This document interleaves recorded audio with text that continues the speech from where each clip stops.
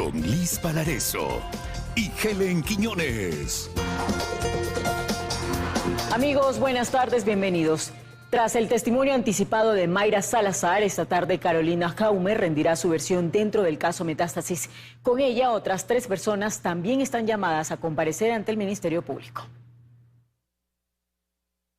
Con 6 horas de anticipación, la actriz y presentadora Carolina Jaume Saporiti llegó a la capital para rendir su versión libre y voluntaria en la Fiscalía General del Estado en el caso Metástasis. Así quedó registrado en esta fotografía divulgada en su historia de Instagram. En esta misma red social, 24 horas antes, también desmentía su salida del país por vía terrestre. Estoy atravesando Plaza Lagos y la vía San Borondón. No estoy en el Perú. La comparecencia de Jaume se da una semana después de que Mayra Salazar, procesada y testigo protegido de la Fiscalía, diera su relato anticipado dentro del caso Metástasis. En la Corte Nacional de Justicia, Salazar señaló que ayudó a una amiga, quien fue detenida por un día, para que no sea trasladada a un pabellón hasta que se solucione su caso, y quien tras ser liberada le habría entregado una agenda que supuestamente contenía los nombres de los operadores de Javier Jordán. Esta amiga es la señora Carolina Jaume. La libreta a la que se hizo referencia se encuentra ya en manos del Ministerio Público, el mismo que investiga el presunto delito de delincuencia organizada, y debido a esto, Jaume Saporiti este día está llamada a comparecer a las 4 de la tarde. Carolina Milena Jaume Saporiti durante su carrera televisiva ha tenido múltiples controversias, una de ellas la del 2020, año en el cual estaba casada con Alan Senk, empresario cuyo nombre apareció dentro de las investigaciones de la trama de corrupción de la venta de insumos médicos con sobreprecio en los hospitales públicos que lideró Salcedo. Como parte de las indagaciones, en junio de ese mismo año se allanó un gimnasio de propiedad de Federico Senk, cuñado de Jaume, quien fue vinculado a la investigación por asociación ilícita con orden de prisión preventiva. Al igual que Senk, se vinculó a Dalo Bucarán y sus hermanos Michelle y Jacobo, a su esposa Gabriela Pazmiño y amigos y socios Daniel y Noé Salcedo Bonilla. Junto con la presentadora también rendirán versión Nelson Mazón, Juan Emilio Layala y Fernando Villasís, quienes se esperan den más información dentro de la investigación del caso Metástasis. La entrega de la computadora de Alex Palacios, hombre de confianza de Wilman Terán, en la Corte Nacional de Justicia y en el Consejo de la Judicatura podría revelar información inédita del caso Metástasis y de supuestos manejos irregulares de proyectos por parte de los vocales de la Judicatura. Llegó a la Corte Nacional de Justicia en 2017, se convirtió en la persona de confianza de Wilman Terán. Posteriormente trabajó en el estudio jurídico Fandet, que defendió al narcotraficante Leandro Norero, y luego llegó al Consejo de la Judicatura nuevamente con Wilman Terán. En este contexto, Alex Palacios Chinin no estaría lejos de convertirse en un testigo clave del caso Metástasis, sino también en un sigiloso observador de todo lo que ocurría en las más altas esferas de la justicia en nuestro país. Renato Montero es su abogado y asegura que Palacios está dispuesto a colaborar con Fiscalía. Nosotros tenemos la capacidad de ingresar elementos de descargo para que Fiscalía pueda esclarecer los hechos que lógicamente motivan la acusación de ellos mismos. De momento se ha entregado a Fiscalía la computadora personal de Alex Palacios, en la que están documentos, cuentas bancarias, fotografías, pedidos de vocales del Consejo de la Judicatura, pedidos de jueces de la Corte Nacional de Justicia, además de las contraseñas de Wilman Terán. Pero efectivamente entiendo que podrá existir información que pueda servir o sustentar cualquier indicio, cualquier elemento, comprobar cualquier verdad sobre la relación de confianza que tenga con el doctor Wilman o con muchas personas. Y es que el expresidente de la Judicatura no ha colaborado con Fiscalía en la entrega de información, pero la decisión de Alex Palacios supone la apertura de nuevos episodios, no solo en el caso Metástasis. No se descarta que con la extracción de la información de los dispositivos entregados salten nuevos nombres, nuevos funcionarios, nuevos casos. Se conoce, por ejemplo, que cuando Alex Palacios fue director de asesoría jurídica de la Judicatura, recibió pedidos para que elabore un proyecto para destituir a la fiscal general del Estado, Diana Salazar, o para la destitución del juez Walter Macías. Y allí saldrían los nombres de los vocales que dentro de la Judicatura mantenían agendas incluso distintas a sus funciones. Lo cierto es que Palacios está en plan de colaborar y también entregó las claves de su celular. Allí se advierte que podría verse capturas de pantalla, fotografías, chats y llamadas. Información importante para este caso. Por ahora ha negado algunas de las acusaciones sobre el pago de sobornos a cambio de gestionar sentencias o resoluciones, pero su abogado reconoce un error en los silencios de Palacios. Yo creo que es importante reconocer ciertas responsabilidades, las relaciones que en su momento mantuvo, cómo y con quién las mantuvo. Y esperan la decisión de Fiscalía. Asociaciones de campesinos ubicadas en la vía Durán-Tambo denuncian desalojos perpetrados por una red de tráfico de tierras vinculadas al ex asambleísta Pablo Muentes. Serían al menos 200 hectáreas tomadas por firmas vinculadas a Muentes y su círculo familiar.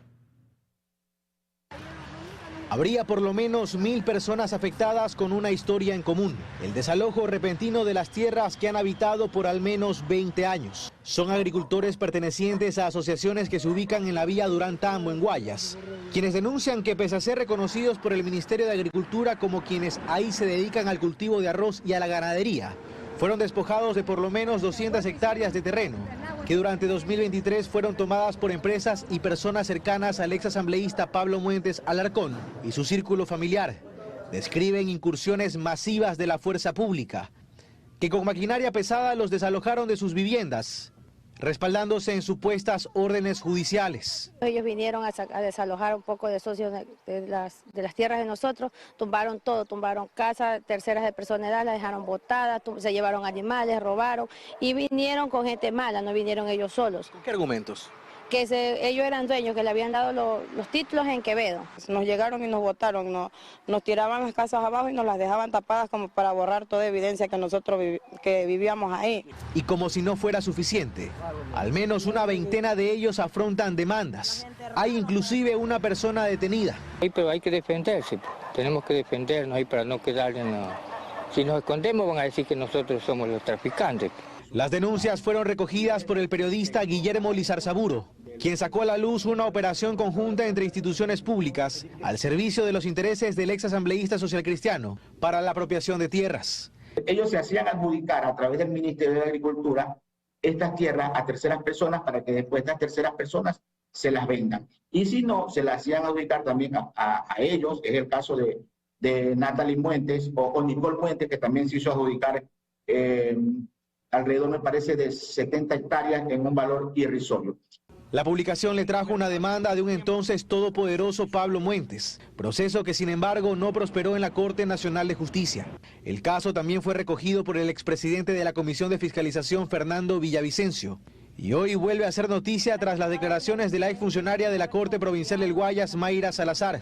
Será la Fiscalía quien tenga que averiguar quiénes son los operadores del señor Pablo Muentes Alarcón en el Ministerio de Agricultura. Sobre el tema habría una investigación ya iniciada por la Fiscalía. De por medio, un fideicomiso de la familia Muentes Alvarado. Ese fideicomiso, que es el fideicomiso M.A. Muentes Alvarado, entiendo que por eso son las siglas, puede haber sido usado para evadir algún tipo de responsabilidades. Y yo creería que eso tiene que investigarse. La misma operación, dice Lizarzaburo, habría sido ejecutada por gente vinculada a Muentes en otros puntos de la provincia con el mismo objetivo: reclamar por la fuerza la propiedad de hectáreas de terrenos. El presidente Daniel Noboa lidera este martes el Gabinete Sectorial de Seguridad en la ciudad de Manta, provincia de Manabí. Según el gobierno, se adoptaron nuevas medidas para identificar cabecillas de bandas delictivas en aquellas ciudades donde ha repuntado la violencia. Nuevamente llegó a Manabí, pero esta vez no fue para entregar recursos, sino para hablar de seguridad. Este martes el presidente Daniel Noboa, acompañado de varios de sus ministros, lideró el Gabinete Sectorial de Seguridad en Manta, una de las ciudades más afectadas por la violencia, que en los últimos días contabilizó al menos una decena de asesinatos. Estamos viviendo una ola de violencia en la costa, especialmente en 4 provincias, y tenemos que estar aquí presentes y tenemos que enseñarle también al país que no nos vamos a dejar amedrentar, que vamos a enfrentarlos a los grupos narcoterroristas y a toda persona que quiera atentar contra la libertad de todos los ciudadanos. Ante esta situación, que no es exclusiva de la provincia de Manabí, la ministra de Gobierno, Mónica Palencia, asegura que tras la reunión se tiene ya un panorama más claro de la situación y se tomaron acciones. Se está articulando el bloque de seguridad con algunas otras medidas que hemos adoptado y que por la naturaleza van a quedar en la reserva de este grupo de trabajo. Vamos a actuar en mucha fuerza en ciertas áreas y de manera muy determinada en lo que tiene que ver con la identificación de los cabecillas, de los focos infecciosos socialmente que nos están dando estos desafíos a la sociedad para poder vivir en paz. Y a pesar del aumento de los hechos violentos y las muertes que en el último feriado sumaron más de 35 en todo el país, Valencia sostiene que el comparativo con el año pasado sigue siendo a favor. Pero estamos trabajando con mucha fuerza en aquellas provincias en las cuales hemos detectado estos comportamientos criminales con mayor fuerza. La sesión fue privada y a puerta cerrada. Se conoció que el presidente cumplirá con su agenda oficial hasta este miércoles 3 de abril. El estado de excepción culminará este 8 de abril y el gobierno busca mecanismos para que la presencia militar continúe en las calles del país. El régimen de Daniel Noboa pone sus esperanzas en la consulta popular para resolver problemas de seguridad. La madrugada de lunes en el cantón Junín, provincia de Manabí, una organización terrorista fue desarticulada y 7 sujetos fueron aprehendidos, mientras que en Guayaquil durante las últimas horas 3 secuestradores fueron capturados. Ellos solicitaban $50.000 para liberar a una comerciante peruana. Estos son algunos de los últimos casos en los que la fuerza pública ha desarticulado a bandas durante el estado de excepción, que al momento deja más de 16.000 detenidos. Esta medida culmina en 6 días y el gobierno busca mecanismos para que continúe la presencia de militares en las calles y cárceles del país. El régimen de Daniel Noboa pone sus esperanzas en la consulta popular para resolver los problemas de seguridad. El secretario de Comunicación, Roberto Isurieta, acotó que este mecanismo es la única respuesta permanente para frenar la ola de violencia en el país. Necesitamos propuestas, que son las que están en la consulta, para establecer mecanismos que sean permanentes, para no seguir en este círculo de decretos de emergencia y volver a lo mismo. De su parte, el constitucionalista Aldrin Gómez asegura que el presidente podría optar por un mecanismo ordinario, es decir, los militares pueden continuar en las calles y cárceles del país, siempre y cuando exista un conflicto armado interno. El conflicto armado interno es una situación de carácter fáctico que no responde a una declaratoria de estado de excepción, es decir, puede ocurrir en un momento ordinario. Gómez recalca que este mecanismo ordinario no puede impedir la movilización de la ciudadanía, y es que el toque de queda solo es aplicable cuando existe estado de excepción. En un régimen ordinario no se pueden suspender los derechos que sí se lo puede hacer en el estado de excepción. ¿Cuánto podría durar el conflicto armado interno? No lo sabemos. Eso va a depender muchísimo de la eficacia de las tácticas que esté usando el gobierno. El experto asegura que si la primera pregunta de la consulta popular obtiene el apoyo de la ciudadanía, las Fuerzas Armadas podrán brindar apoyo complementario a la Policía Nacional para combatir el crimen organizado. 4 policías en servicio activo resultaron heridos por 6 delincuentes en el cantón La Troncal, provincia de Cañar. Este hecho ocurrió cuando los uniformados observaban que sujetos a bordo de una camioneta intentaban atacar a personas que se movilizaban en otro carro y en ese momento intervinieron. Hasta el momento se conoce que los gendarmes fueron trasladados a diferentes casas de salud. Uno de ellos está en estado crítico. El ministro de Relaciones Exteriores será el encargado de tomar medidas en contra de la vicepresidenta Verónica Abad tras sus polémicas declaraciones sobre el gobierno de Daniel Noboa. Abad aseguró que es víctima de una persecución política luego de la detención de su hijo, Sebastián Barreiro, por presunto tráfico de influencias. En el espacio de entrevistas de 24 horas, el secretario de Comunicación de la Presidencia, Roberto Isurieta, afirmó que el Ejecutivo apoyará el trabajo de Fiscalía. Ningún embajador puede hacer declaraciones en contra del gobierno. Ya lo hizo. Exactamente. Será el Ministerio de Relaciones Exteriores el que defina cuáles son las acciones a tomar en lo que respecta a uno de sus embajadores con respecto a las normas que rigen a todo el cuerpo. No he tenido tiempo de conversar con el presidente específicamente de qué es lo que él siente con respecto a la vicepresidenta, pero le puedo asegurar que lo que él siente es lo que siente con cualquier funcionario público que no cumple su deber.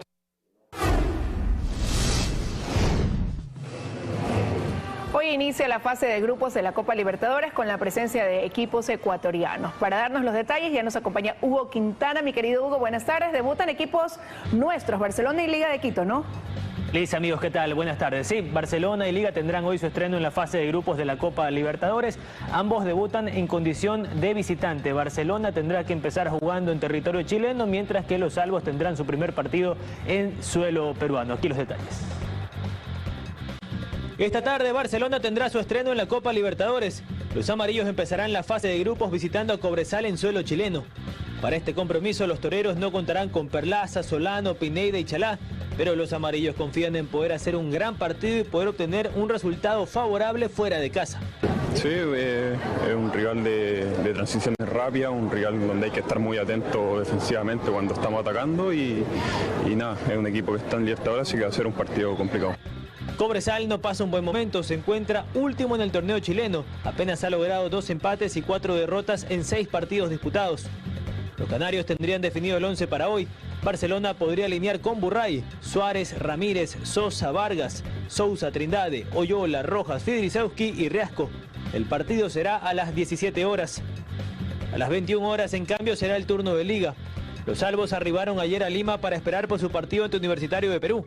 El cuadro crema viene teniendo una buena participación en el torneo peruano, donde se encuentra segundo en la tabla.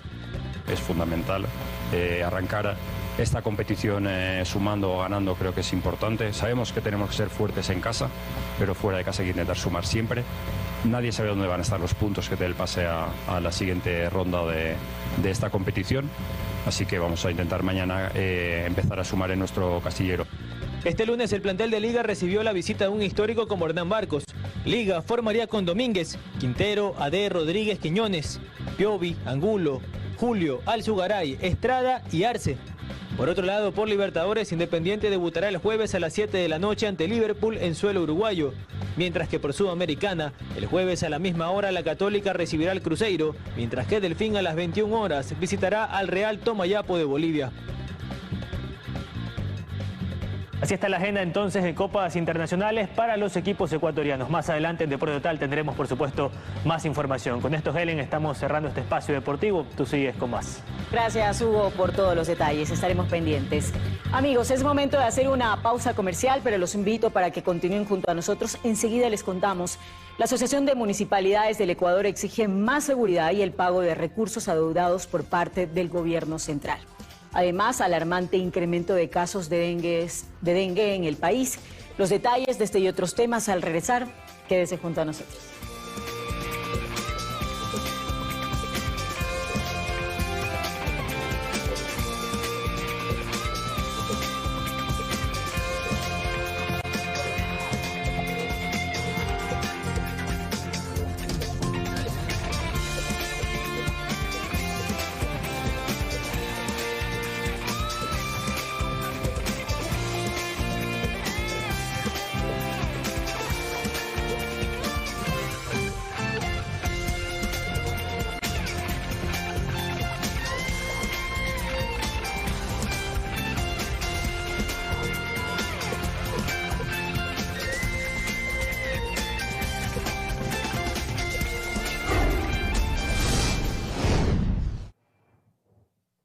Estamos de regreso con más información. Los 221 alcaldes del país aseguran que no podrán activar los consejos de seguridad como lo solicitó el gobierno este lunes, pues no cuentan con los recursos necesarios.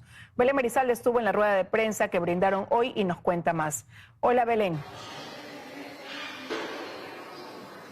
Hola, ¿qué tal? Muy buenas tardes en estudio, amigos televidentes. Sí, efectivamente, esta mañana se reunieron los 24 alcaldes que forman parte del Consejo Nacional, que es el máximo organismo administrativo de la Asociación de Municipalidades del Ecuador, para tratar dos temas en específico: la seguridad y la falta de recursos. En cuanto a la seguridad, el presidente de la AME señaló que hay alrededor de 150 alcaldes de los 221 que tiene el país que han solicitado se analice su perfil de riesgo para que el gobierno pueda entregarles seguridad. Por el momento, solo 30 alcaldes cuentan con un contingente de seguridad.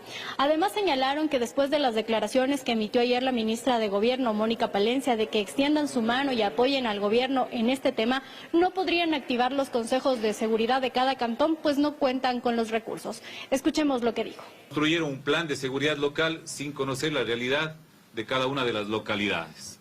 En ese sentido, el llamado es para que el gobierno, a través del Ministerio de Gobierno, mínimamente nos convoque para poder construir una política pública en función de una realidad territorial.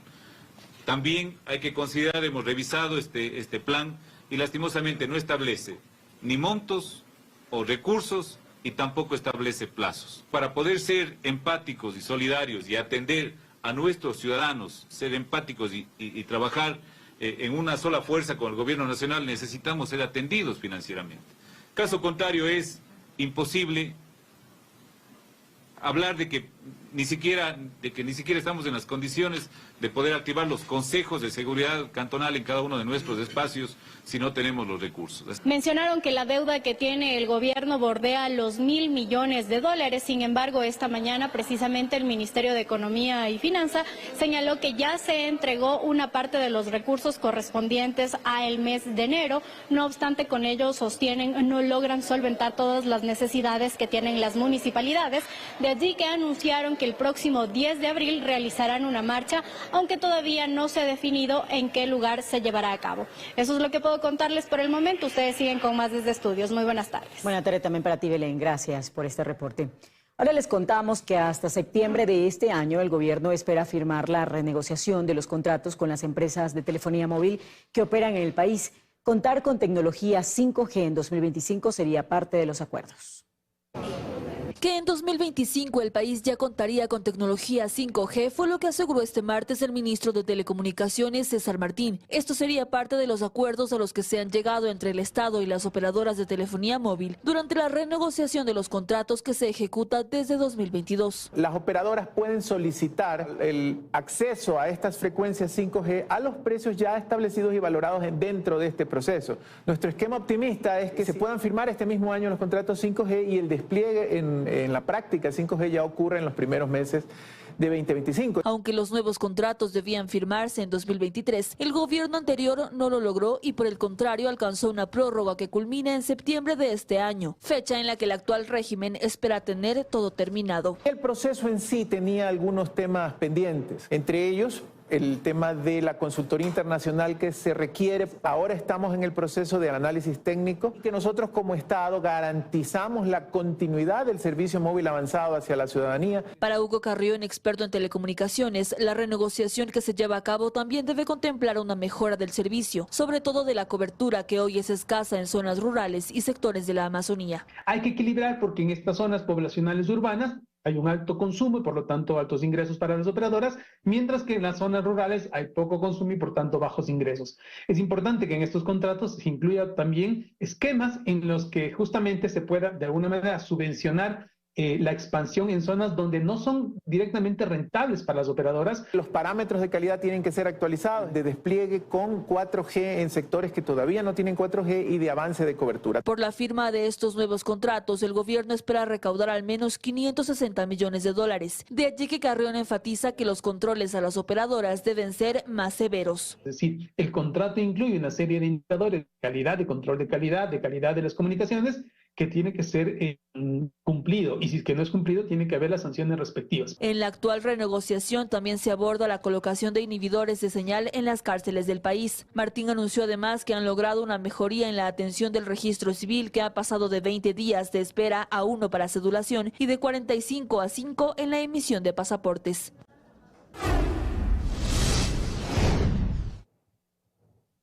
En Ecuador se cuentan más de 13.300 casos de dengue y 16 fallecidos por este virus, mientras que al área de emergencias de los hospitales cada vez llegan más pacientes.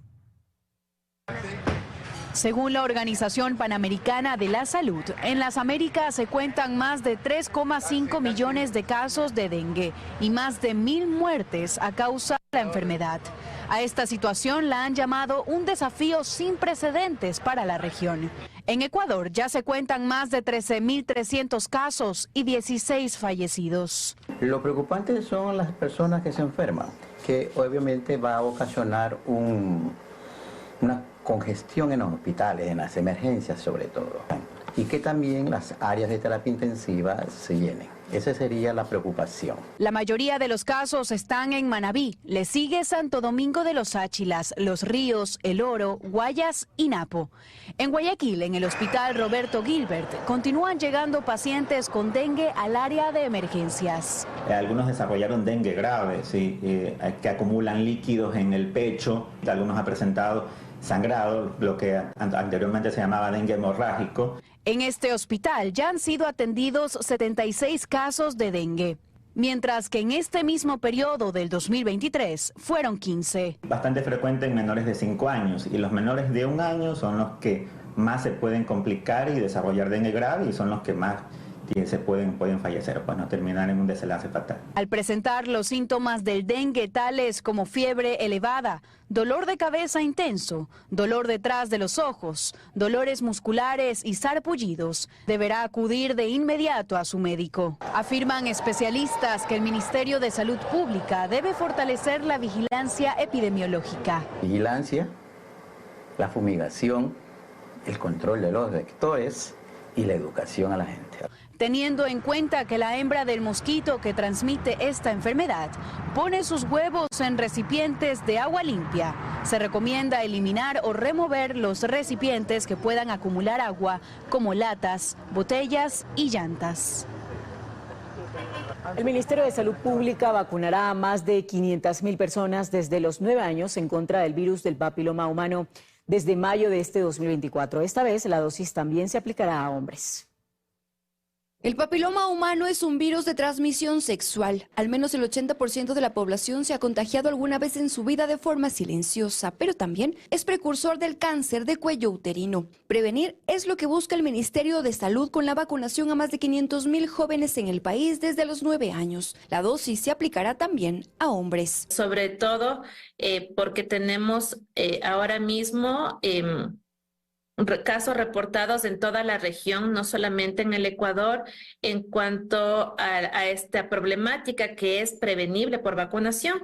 La vacunación se hará en los establecimientos educativos públicos y privados desde mayo de este año. Jacome explica que la vacuna se aplicará a este rango de edad porque la inmunización es mayor si se logra antes del inicio de la vida sexual. La recomendación de la vacuna para que tenga el efecto preventivo es ponerlo entre 9 y 11 años máximo, dice la recomendación del Comité Técnico Asesor de la OPS-OMS, porque todavía no ha tenido contacto en la mayor parte de los casos, una vida sexual activa, y es por eso que sí hace un efecto preventivo. El ginecólogo Jaime Mosquera explica que hay más de 200 cepas del virus de papiloma, entre ellas las de alto riesgo, que causan cáncer cervicuterino, enfermedad que se puede prevenir con un diagnóstico temprano. El virus va evolucionando, ¿sí? Entonces si empezamos con una infección, que pueden ser infecciones crónicas o infecciones recurrentes, puede llegar a lesiones del cuello útero, que son lesiones de bajo grado.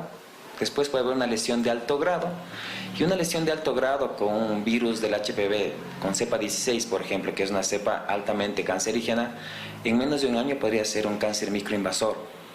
Si nosotros hacemos un diagnóstico temprano, la paciente puede acceder a un tratamiento.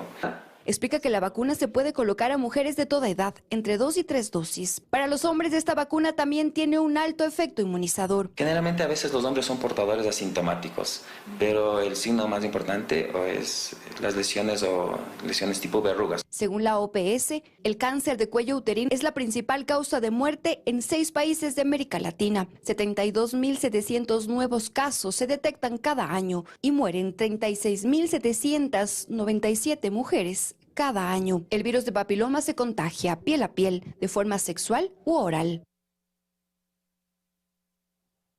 Momento de una pausa, amigos, pero ¿sabe usted qué es el autismo y por qué es importante detectarlo a temprana edad? Ya se lo contamos.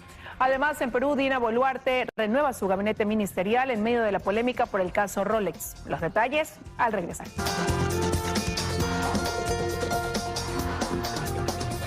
Gracias por informarse junto a nosotros. Cada 2 de abril se conmemora el Día Mundial del Autismo. A continuación les contaremos una inspiradora historia y cuáles son las ventajas de detectar este trastorno del desarrollo a temprana edad. Es María Gracia Luna, guayaquileña de 28 años y madre de Leandro de 9, quien al año de edad le diagnosticaron autismo. Y hoy, en el Día Mundial del Autismo, María Gracia nos cuenta que no ha dejado de aprender de su hijo. Que él podía hablar con imágenes, que él podía con señales.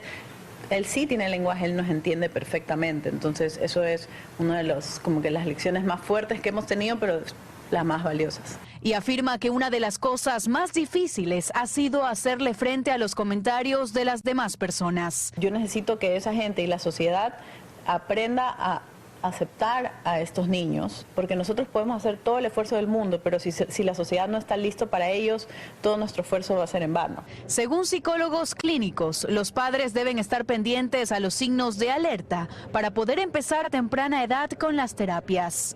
A los 2 años aproximadamente se identifica que existe ya como mayores, que los niños empiezan a socializar más y es donde empiezan a notar muchos más los síntomas. Algunos de los signos del autismo son dificultad para expresar emociones, dificultad para responder a las emociones de los demás y dificultad en el uso de los signos sociales. María Gracia se mantiene optimista con los progresos de su hijo y a través de su cuenta de Instagram, bluemommy.es, da a conocer más sobre esta discapacidad. Se conoce que en Ecuador existen más de 480,000 personas con discapacidad registradas y cerca de 6,000 tienen registros con autismo en la niñez. Vamos a revisar otros temas. En Perú, 6 ministros renunciaron a su cargo en medio de la investigación contra la presidenta Dina Boluarte por presunto enriquecimiento ilícito. Ante esto, la mandataria reorganizó el gabinete. Sí, juro. La presidenta peruana Dina Boluarte juró a sus nuevos ministros tras la renuncia de 6 miembros del gabinete en medio de la investigación en su contra que abarca unos relojes Rolex que no habría declarado entre sus bienes. El exministro de Interior, Víctor Torres, fue el primero en dimitir. A él se le sumaron los ministros de las carteras de la Mujer, Educación, Desarrollo Agrario, Producción y Comercio Exterior. Coordinado con la señora y me voy porque yo he pedido y la señora ha accedido. La señora es una persona muy cortés, ayúdenla a gobernar. Además, algunos congresistas presentaron una nueva moción de vacancia contra la presidenta Boluarte. Se reunieron más de 26 firmas, lo que equivale al 20% del número total de congresistas. Los funcionarios aseguran que la presidenta ha faltado a la verdad en varias ocasiones. Aquí los culpables no son los medios de comunicación, los culpables no es la Fiscalía y la Nación, la culpable por sus propios actos es la propia presidenta.